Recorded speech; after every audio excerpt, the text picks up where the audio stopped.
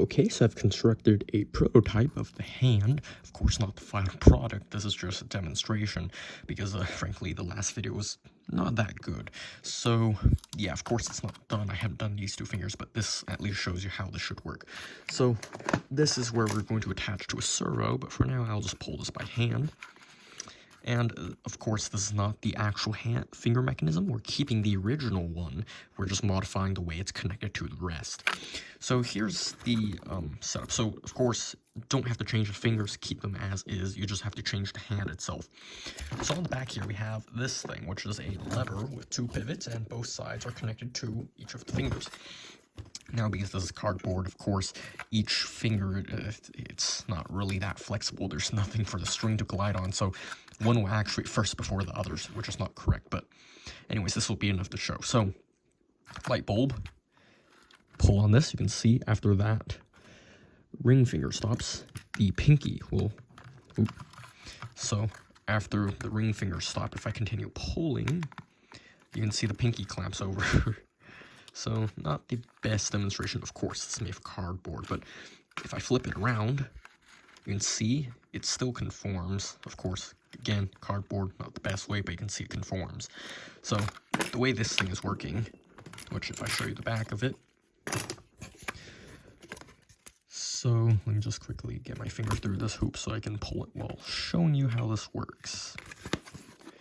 So when I apply force, you can see it pulls back on that part, and that folds the fingers.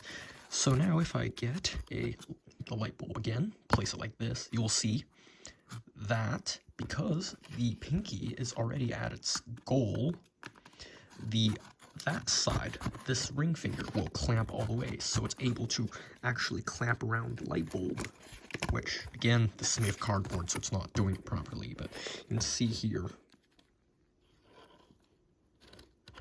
it conforms. So if I take this and flip it around, so the pinky is grabbing the smaller side, you can see. Well, if I can, there we go. So what should happen is the pinky conform, well, they both should go at the same time, but again, cardboard, so there's friction. But the pinky finger will fold around the light bulb first, and then you can see it's at its goal, so the string cannot be pulled anymore. So this lever will fold like that. So the ring finger clamps around it, which, yeah, I have to keep, I just really have to reiterate this. This is made of cardboard, so it should function better when it's built properly.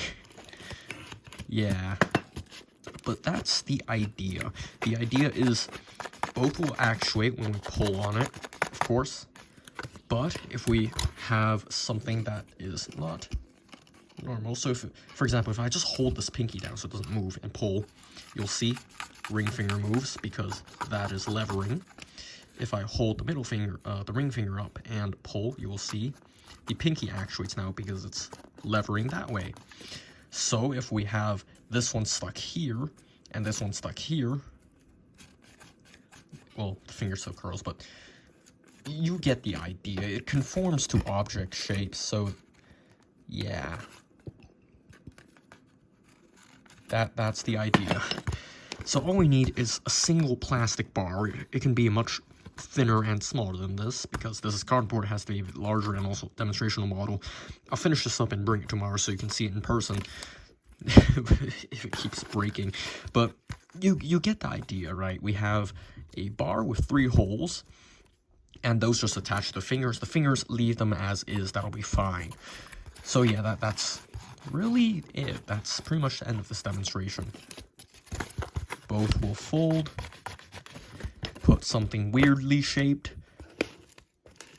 After one finger has met the end, the other one will fold over as well. Reverse it over. Pinky, well, again, the pinky has more friction, so when we pull, the pinky will close, that stops it. Then the lever on this side will pivot like that, so the other finger will clamp down properly. Oh, I didn't actually hold it. But we'll repeat this same mechanism on this other side with a different separate bar here, so these two act independently, and that'll give us almost all the motion we'll need. Because when you hold, like, say, the light bulb, because it's the best demonstration for this weird shaped object, So they will all close. This one hits, that one, that one, that one. Just like that. And the thumb is just on its own thing. So it'll just do this. That's how it'll work. It's pretty much just an imitation of the human hand. And we can actuate any of these two independently. Well, I can't because, but yeah, so that's the idea. We can actuate these independently and the thumb independently. So if you have something really weird shaped, we can like grab it like this. So for example, this hits that and then the rest holds on just like that. So with this, again, we can hold anything pretty much. Weird shaped object, you can hold it. It's pretty much just the same thing as how human hand works. Because a human hand also is like you apply force and then it just conforms to the object. So that's pretty much what we're going for. We're going for something that conforms to the object. So the way we're doing that, again, lever, force applied in the middle, the other two sides go to each finger, and we have another one for the other two fingers, and the thumb will be on a separate mechanism. So yeah, we only need 3 servos in total, which is major update. But anyways, that's it for this.